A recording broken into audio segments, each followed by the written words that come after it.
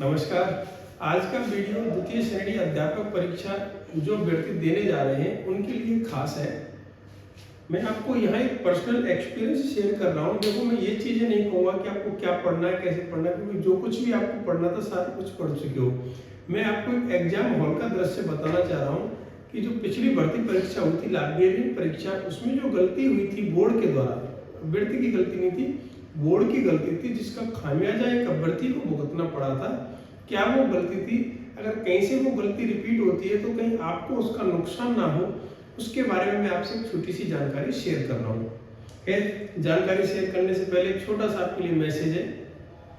अगर आपने इस चैनल को सब्सक्राइब नहीं किया हुआ है तो मेरे कैमरामैन की बात मानते हुए चैनल को सब्सक्राइब कर लें और इस मैसेज को अपने अधिक से अधिक साथियों तक फॉरवर्ड कर दें, क्योंकि सभी लोगों के लिए काम आएगा।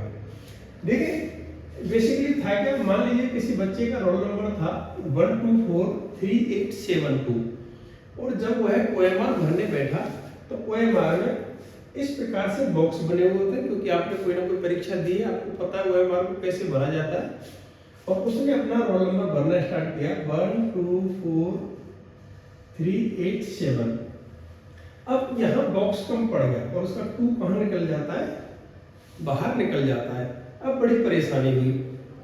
उसने पूछा भी नहीं कि मैं क्या करूं, और यहाँ से उसने गोले ब्लैक करना स्टार्ट कर दिया। और गोलों के लिए आप क्या ध्यान रखेंगे, यहाँ कहीं कहीं तो ये 0 से स्टार्ट होता है, किसी किसी ओएमआर में तो ऐसे 0 करके और फिर होता है 1 2 3 4 5 6 7 8 9। और कोई कोई ओएमआर आप देखेंगे वो स्टार्ट होती है 1 से, 1 2 3 4 5 6 7 8 9 0। ये आप विशेष रूप से ध्यान रखेंगे। अब हुआ कि उसने गोलों को ब्लैक कर दिया, 1 के हिसाब से 1 को ब्लैक कर दिया, 2 के हिसाब से 2 को ब्लैक कर दिया। अब जब ओएमआर चेक की तो पता चला कि उसका सब बॉक्स कम पड़ गया।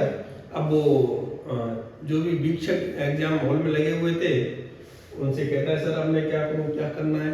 तो उन्होंने किया, और उसने किया कि उस बच्चे ने जल्दबाजी में, क्या हो सकता है ओएमआर में बॉक्स कम रह गए, उसने खुद ने क्या किया, अपने हाथ से इस प्रकार से ओएमआर में बॉक्स बनाता है और उस 2 को मान लीजिए यहाँ पे उसने भर दिया। अब इस प्रकार से बॉक्स क्यों बना है? क्योंकि ओएमआर पर तो आप अपने आंसर के अलावा अपने खुद की जो रोल नंबर है, डेट है, परीक्षा डेट है, परीक्षा विषय है, उसके अलावा कुछ लिख ही नहीं सकते। अब होना उसमें कुछ नहीं था, टीचर ने सीधा सा इसमें क्रॉस लगवा दिया। बट अब पूरे समय, जितने समय तक वो है अभ्यर्थी एग्जाम हॉल में बैठा रहा, उसका पूरा का पूरा ध्यान इसी मिस्टेक पर गया कि यार अब क्या होगा, कहीं ऐसा तो नहीं मेरे ओएमआर शीट को चेक नहीं किया जाए, कहीं ऐसा नहीं हो मेरी सारी मेहनत बिगड़ जाए। तो जो कंसंट्रेट उसका अपने खुद के पेपर पर रहना चाहिए था, उसको अच्छे क्वेश्चन सॉल्व करने थे, कहीं उसका दिमाग इधर उधर फॉरवर्ड नहीं होना था। पूरा दिमाग उसका कहाँ चला गया, यहाँ चला गया। और उसका गलती बोर्ड की रही थी, क्योंकि उन्होंने एक बॉक्स उसमें कम दिया था, लेकिन उसका पूरा नुकसान उस अभ्यर्थी को, और न केवल उस अभ्यर्थी को, उस बैच में जितने भी लोगों ने वो एग्जाम दिया था सबकी ओएमआर में यह मिस्टेक थी।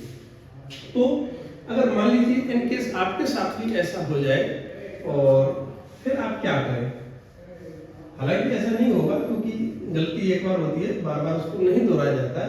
बट बाई चांस ऐसा हो जाए तो आप अपना रोल नंबर जो स्टार्ट करेंगे लिखना, वो करेंगे आगे से, यहाँ से 124387 क्योंकि इसमें होता क्या है, जो फर्स्ट डिजिट्स होते हैं वो सभी के एक जैसे होते हैं, सेम होते हैं, इसलिए हम आगे से शुरू करके लास्ट तक जाएंगे और यहाँ एक्स्ट्रा में गोला करने की आवश्यकता नहीं होगी। खैर, मुझे विश्वास है यह गलती अब रिपीट नहीं होगी। एक बार बोर्ड के द्वारा गलती हो चुकी है।